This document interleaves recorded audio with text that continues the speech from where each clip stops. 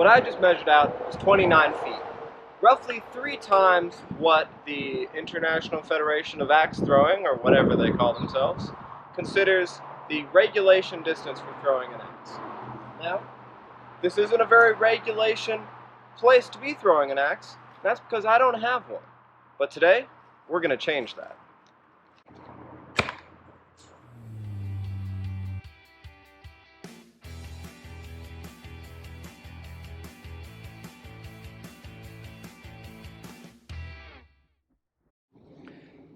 So, taking the basis of 29 feet for my distance that I like to throw at, we need to find a place on my property that has that. And magically, from right here to that wall is 29 feet. A whole bunch of ferns in the way, and I don't really want to be throwing into the wood of my house, or the shed. But we are going to be cutting our own lumber out of a tree we just cut down a few days ago.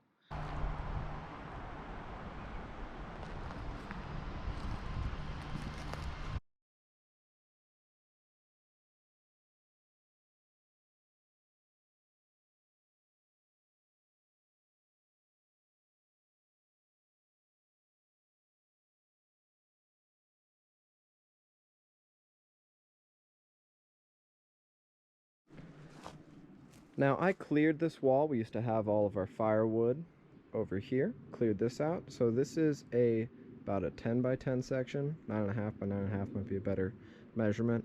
So we'll have 3/4 inches of plywood, and then we'll have 3 inches of rounds. And I haven't decided if I want to cut the rounds into a square pattern so they'll all fit together, or just cut 2 sides on each one of the rounds to make one big round, or if I want to have 4 individual targets.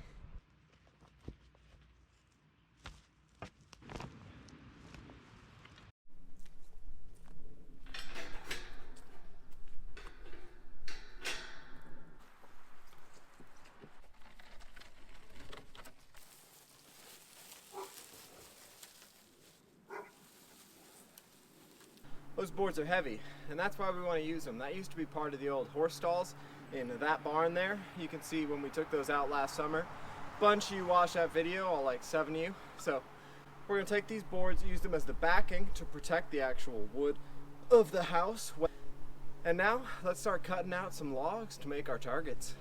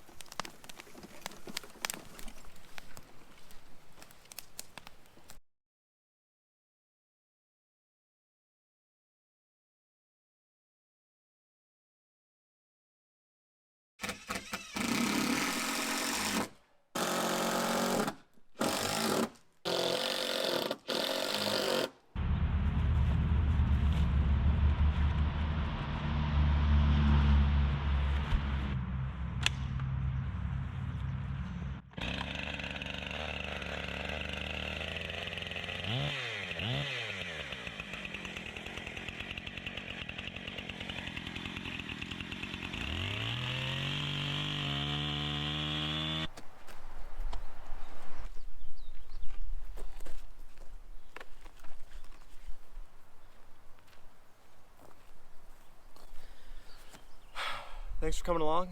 Remember to like, subscribe, follow down below. On Instagram at someguy_outside. And if some guy can do it,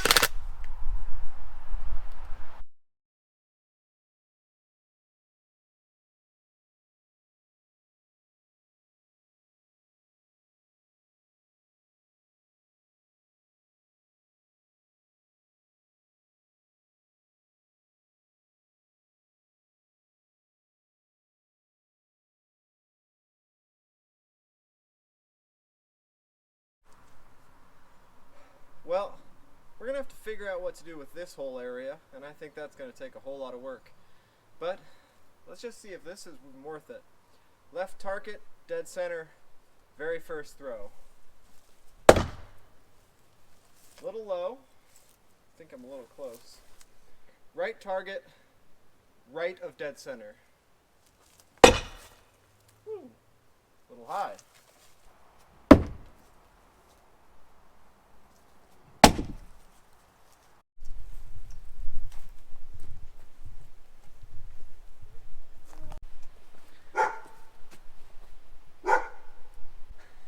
How? I don't know. There's a whole thing right here and I hit that.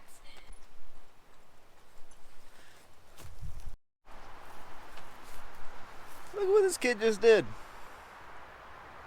This is why you build an axe range.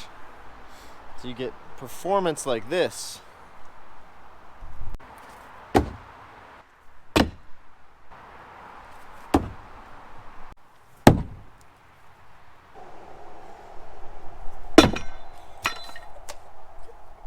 So after many hours of damaging practice runs by our expert marksman over there, Balake, we have decided that a couple things need to change. One, as you can see, we're breaking these down a lot faster than I expected we would. Second, axes and knives aren't the only things we want to be throwing down range here. There's some things that need a different kind of target to go.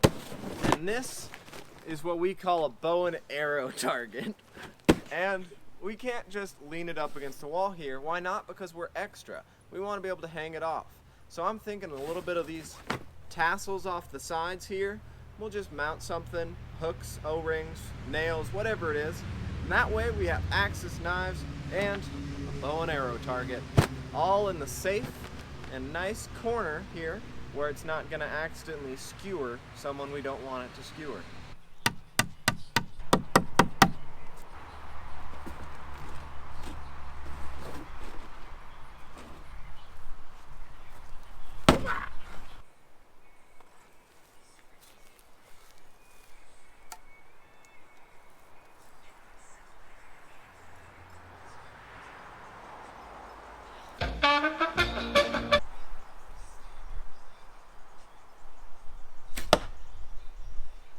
Oh, would you look at that?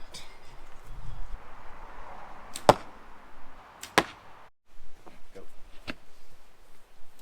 So now that we've got our archery range part of this pretty well dialed in and figured out, the thing we have to figure out is how to make these axe targets last a little bit longer. Because as you can see,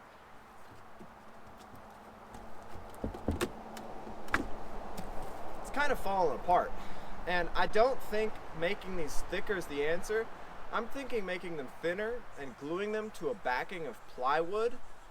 I think that might just be our secret to immortality, or at least longer lasting targets. So let's start working on that.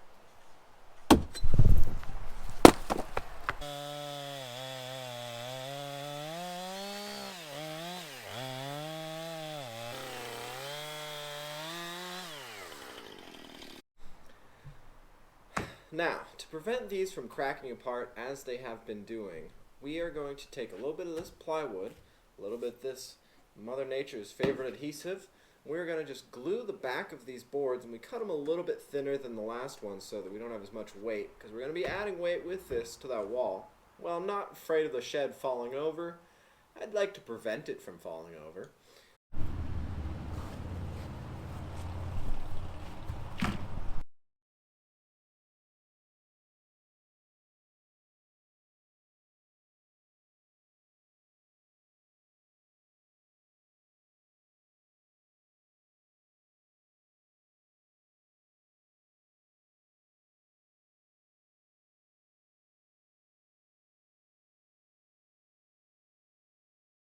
"2,000 years later."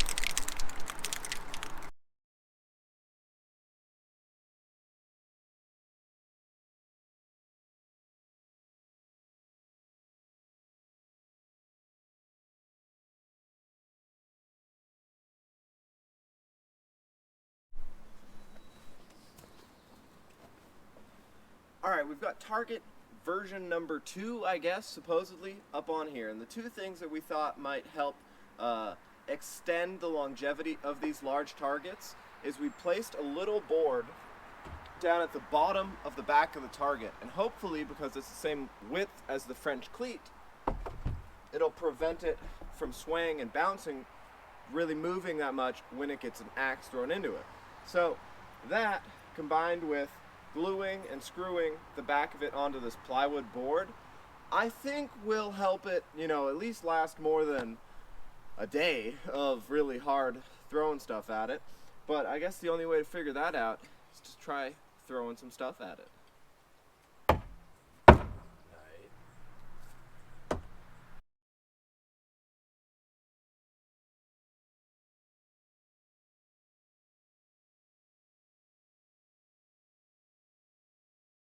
Left side.